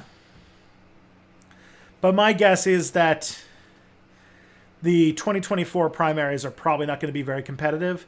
I don't think, if it's either going to be Biden running unopposed or it's going to be Harris, and Harris might result in there being a competitive primary, in which case Harris is going to probably get a lot of the, like Like, I don't know, somebody has to be ready to fucking piss off the establishment to run again. And I don't know, or somebody will have to be willing to piss off the establishment and run anyway. And I don't know who that would be right now. Because it's turning out that, like, AOC might have been somebody who could have, like, fit that line.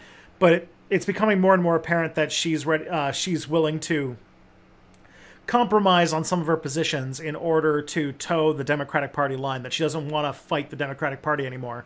And so that means that if there is a primary where it's like, nobody run, this is just Harris's time, that she might not run.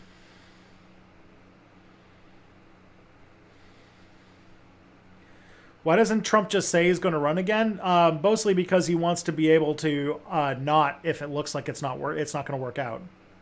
Plus, also, he is kind of implying that he is going to be president next month. He's still buying that he won the election and that, you know, something's going to happen next month that's going to cause him to be president. And he has been pushing that line. So my guess is that he might talk more about running for president after whatever happens in August doesn't happen. That made no sense, but you know what I was saying.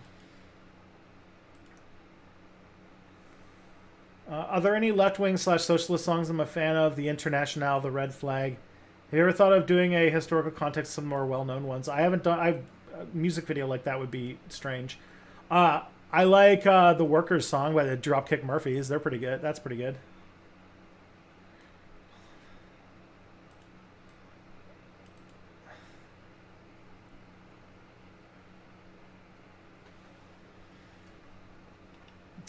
Why would it not work again? I don't know. Like, I think that my guess is that Trump's fan base probably got a little spooked by the insurrection, and that if Trump like nobody knows what Trump is trying. He's just kind of setting up this thing. I don't think anything's going to happen in August. He just said, I'm going to be president in August, and I don't think anything's going to happen. And so his next thing is going to be him complaining about, or him talking about running in 2024. And it'll only be really if he is in good enough health and if he sees like a chance of him winning. And judging how bad Joe Biden's been, I don't know. There is the other thing though, is that Joe Biden's like approval rating is sort of really stable. I don't know how long that'll last, but yeah.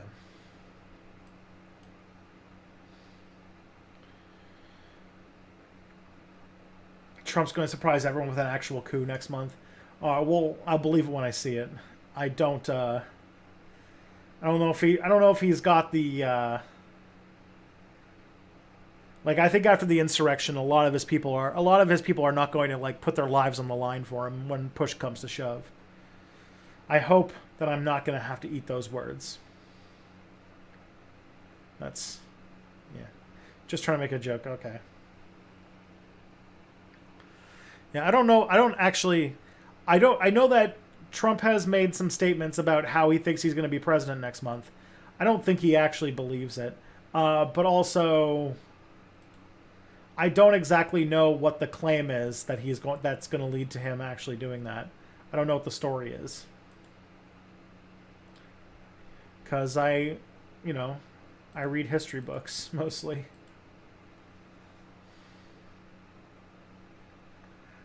All right.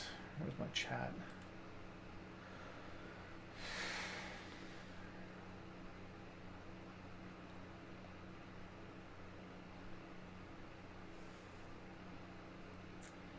The thought of Trumpism becoming the norm in America is awful. I mean, that's already a thing. Trumpism is basically the Republican Party at this point. The Republican Party seems to have not been able to figure that out, but their base are like hardcore Trump supporters. They've pretty much lost every other demographic. So, if they try to distance themselves from Trump, they're not going to succeed. They're not going to do well. Is Trumpism just a cult? I mean, there's a bit of a cult of personality, I think. But they have seen him as the embodiment of the nation in a sort of like fascist, like super nationalistic thing. Do you think there's any chance of Trump losing if the candidate is Biden or Harris? I might be catastrophizing again. I don't know. The thing is, like, we're pretty far out from an election at this point. We don't know how the Biden presidency is going to go. Looks kind of shit, but also looks like Americans don't care that it's shit. That's fun. So, you know, we'll have to see how the midterms go. We have to see what Americans are like. We have, like, I don't know. Trump could, like, the idea that Trump lost his re-election might cause people to not support him. Like, no one wants to support a loser. But also, there is an issue, which is that the Republicans just can't field any leader at this point. QAnon is more of Trump's cult of personality more than the GOP base. I know, you're repeating yourself, though. QAnon is more of Trump's cult of personality than QAnon, which is the GOP base.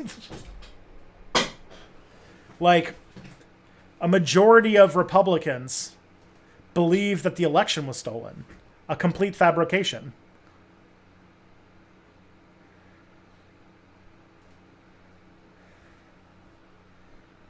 So, yeah.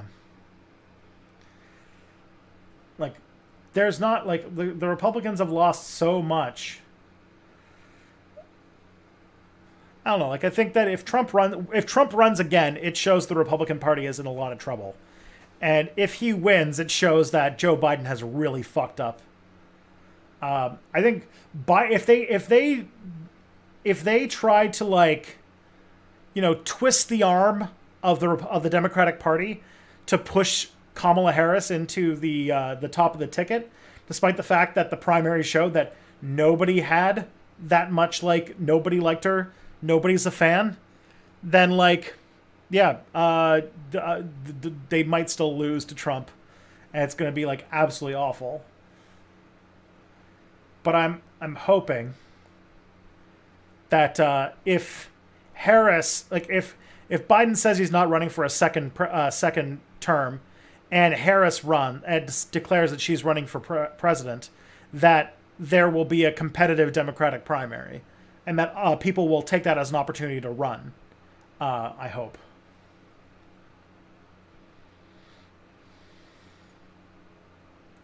Trump run as a running mate? I've never considered that, but I have a feeling that would be...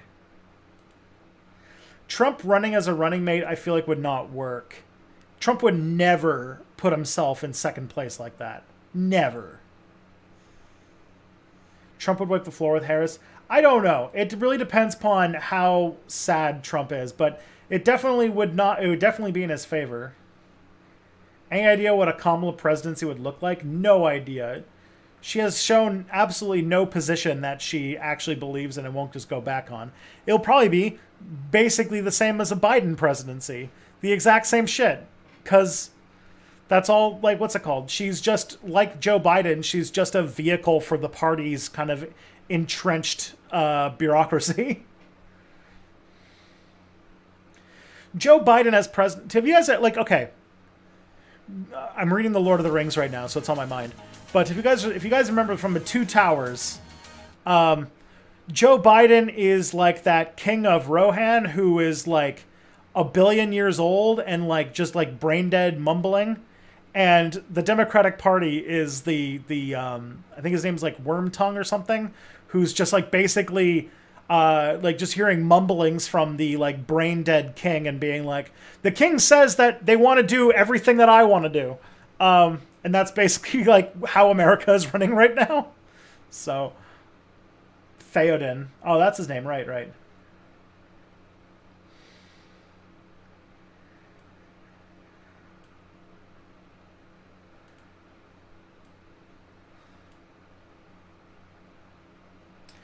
Why was 2008 recession so much more damaging than the 2000 crash?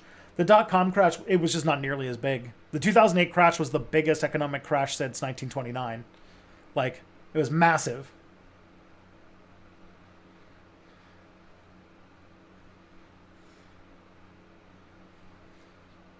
Like, I'm not even sure Biden is 100%. I'm not 100% sure that Biden knows he's president. Like, if you notice, he doesn't do a lot of public appearances compared to other presidents. He very rarely gets brought out. When he does get brought out, it's always in situations where journalists can't ask him any hard questions. It's very likely that he's not able to, like, cognitively put himself together enough to do public things. And his job is just basically to sign whatever the party tells him to. That would not surprise me at all. How is fucked up is that the first teenager in space was some rich kid's dad who bought it for them? I mean, welcome to capitalism. Have a look around. It's like the least surprising thing ever.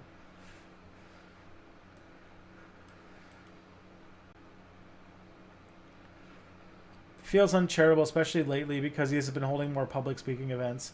This says something about the politics he's pushing for, but he is getting out there. Is he?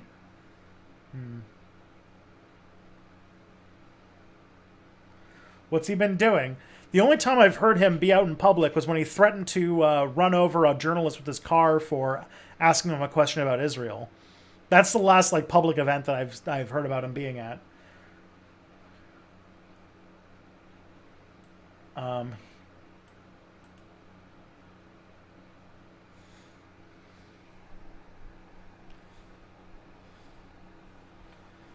China's housing market is nuts. A large percentage of the Chinese economy is in the housing market, like a 25% GDP. It's not sustainable. No, it's not sustainable. China did a lot of house building to try and keep its GDP growth pretty inflated in the mid-2000s. And they have issues with, like, entire cities that don't have any people in them, or buildings that have, like, 3 occupants. Like, big condos that have, like, 3 occupants in it because nobody can afford it.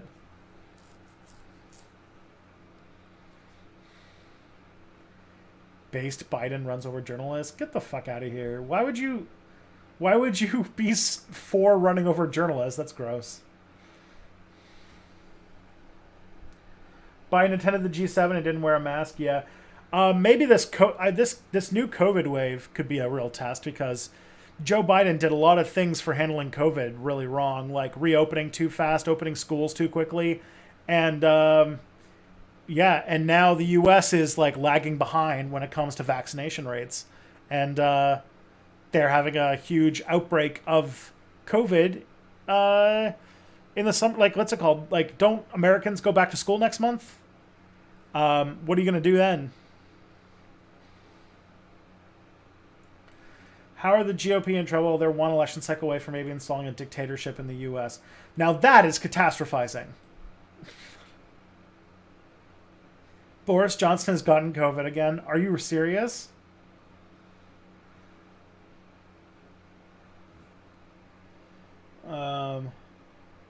Will COVID ever end? Who knows, really? If we don't get a good international effort to vaccinate the world, it could just become an endemic disease, which will plague developing countries for years and years to come.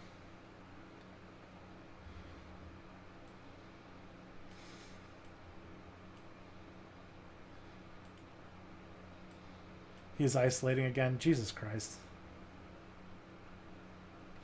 Did you see the picture of Bolsonaro with poop coming out of his face? No. I don't even know if I want to know what the story of that is. COVID is just going to be like the seasonal flu. The thing is, the seasonal flu already kills a lot of people. COVID is already the leading cause of death. Like, in America, COVID is the leading cause of death still, even with the vaccines, which, like, it's already bigger than, like, many other major causes of death together. If that just becomes endemic and we have to deal with COVID season, a whole lot more people are going to die. And that's going to be real fucking bad. I don't like people dying.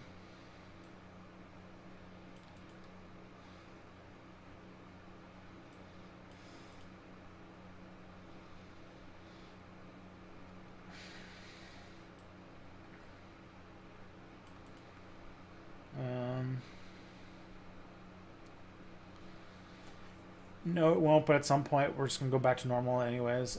Like, I don't know. I don't know if our healthcare infrastructure would have to permanently change to handle more ICUs and handle more people. And, like, developing world doesn't have the money for that shit. Like, just a lot of people are going to die. Like, it's already killed millions of people. And if that just keeps going forever, and then every time it has, like, a big nasty mutation, we have to, like, go indoors for, like, another year, like, that would be fucking awful. The Democrats barely won the last election. It took record voter turnout for them to win. I reckon the Republicans will come back in a big way in 2024. While that would not surprise me, the Democrats didn't barely win the last election. They did in in the Senate for sure, which has always been a like profoundly undemocratic institution. But like it's not like there's not popular support. It's like and also like the House is gerrymandered, and that's why they were. Yeah, it.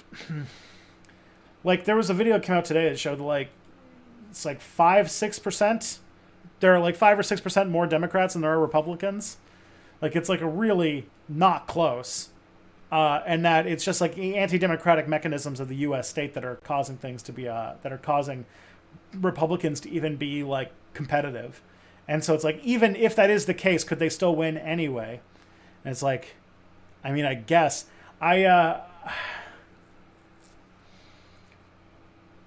to get to the point of dictatorship feels like it's a lot, but we'll see where that goes.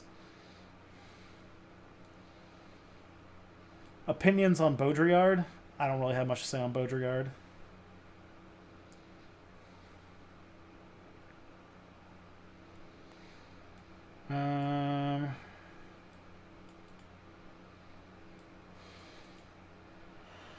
Yeah, the electoral laws are changing in states that could allow the Republicans to have an easier victory. That is true. That is like the biggest political issue at the point, yes.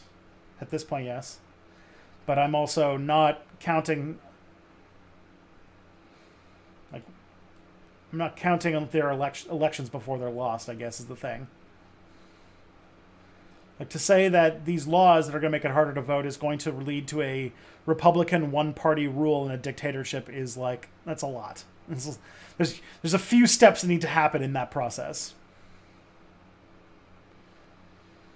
I know you are a socialist and I respect that, so you don't like liberal economics. What are your thoughts on liberal approaches to art? What's the liberal approach to art? Is you just sell it? You put a banana on a wall and say, someone can use it to write off their taxes? Like that approach to art? Like right now, high art is just like it's a tax shelter. If you're talking about like expressionism versus like socialist realism, like, that's all valid. I don't like, what's it called? I like all sorts of expression. I'm not someone who thinks that like, it's bourgeois to have like to have impressionist art or something weird like that. What's an opinion on the first Chaz? I don't know what to say about it.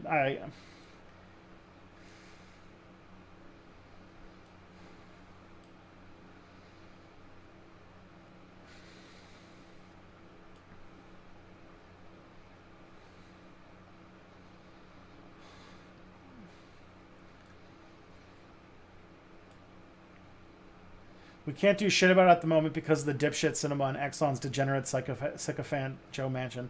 I mean, Phoenix 7726, you're acting as if Joe Manchin and Kristen Sinema are not playing the heels this session of Congress. Like, this is the conspiracy theory that I 100% believe, which is that Joe, like, we know that if the Democrats really wanted to pass all these progressive laws they're trying to push, that they could get the votes. The 13th Amendment was way less popular and needed way more work to do this kind of stuff than what they're doing here now. If there was actually like will on the behalf of the Biden administration to push these bills, they would have happened, but they're not. They could have fired the parliamentarian. They could really put the fucking grease on these. I'm pretty sure that Sinema and Manchin are following party orders to basically be the people who the Democrats can point to and be like, oh, like, see, we wanted to do all the nice things that you wanted to get for us. All those things that our voter base want, but our donors don't. We try to do all those laws, but God dang, Sinema and Manchin just gussied up the works, and we can't get any of those things done. Oh, well. And then, like, you know, in next year, when they lose Congress, then they can go back to being like, we wanted to pass all those things you wanted, but god dang, those Republicans blocked us yet again. And then they can wait until their real goal, which is to lose in 2024, so they can just be like, hashtag resistance. Please give us more money so we can defeat the Republicans. Because I feel like Democrats, they really want to be, they never want to govern. They want to be the opposition because that's where they get their fundraising money. They like scaring liberals they love scaring liberals and playing footsie with fascists in the Republican Party is fine as long as the donations keep coming in. Because the Republican Party is a fucking useless party.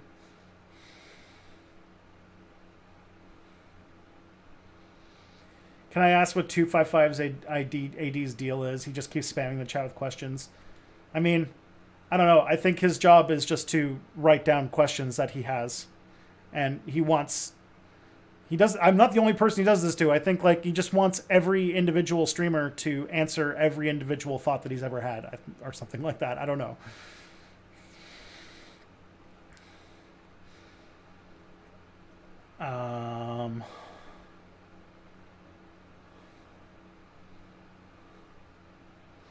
Which, like, I'm for. Questions are good. I like when people ask questions. My streams live off of questions. It's like, what's it called? It's learning. That's what learning is. Chaz lasted for as long, but was far ideologically guided by the St. Louis Commune in 1877. Okay.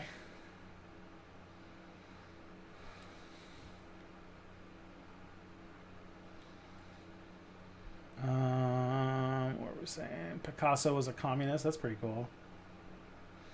Leftists keep saying the GOP is dying, but also saying the GOP might install a dictator. Like, which is it? Good question. I wish we had an answer.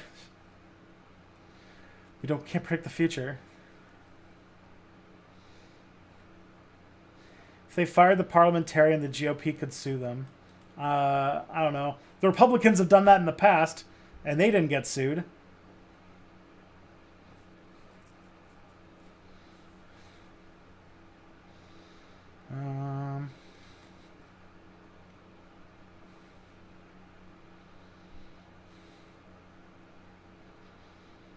Okay.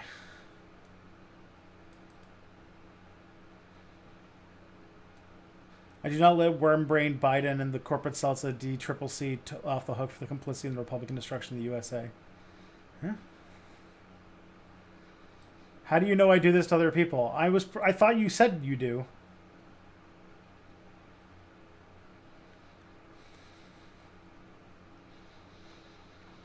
You can be a dying party and still take over with a dictator. Yeah, exactly. If anything, they're probably moving towards like dictatorship stuff because they are a dying party. They know that their voter base is dying out and that their voter base is so ideologically committed to white supremacy in a diversifying country that they don't have a future unless they go for like a dictatorship. That's why they've been doing all this stuff.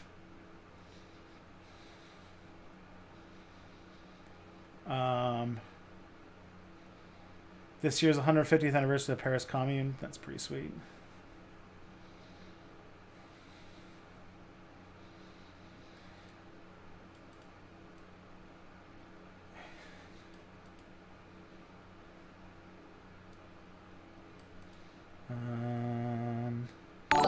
Will these anti-CRT laws still have a chilling effect, even if they probably won't stand up in court? I mean, I feel about the anti-CRT laws the same way I feel about the, like, anti-Sharia law bills that were passed in, like, rural places. Like, I don't see where they would actually...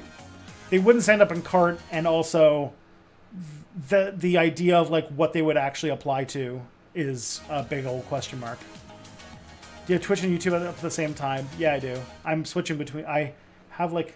Whoa, Kevin Logan rated just as my stream is ending. Oh, no. Well, hello, Kevin Logan viewers. I'm literally shutting down the stream in like a minute. But thank you, Kevin, for rating. I appreciate it. Hi, I'm Tristan. I'm the Step Back guy. We were just talking about all sorts of stuff, but yeah. The idea of the painter, novelist, or game developer or filmmaker should not be attached either by feminist religious groups or any Puritans. What? Is that liberal? I don't know.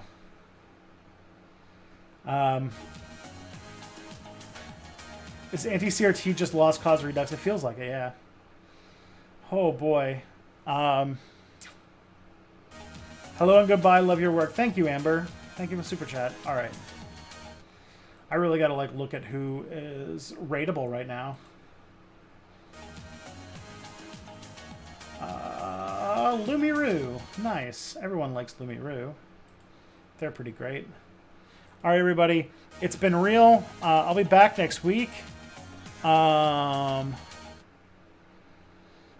so I will, I don't know what I'll do. I will be back next week. You guys are great. Take care of yourselves. Take care of each other. And pass on my love to Lumi. And yeah. Keep your nose clean, I guess.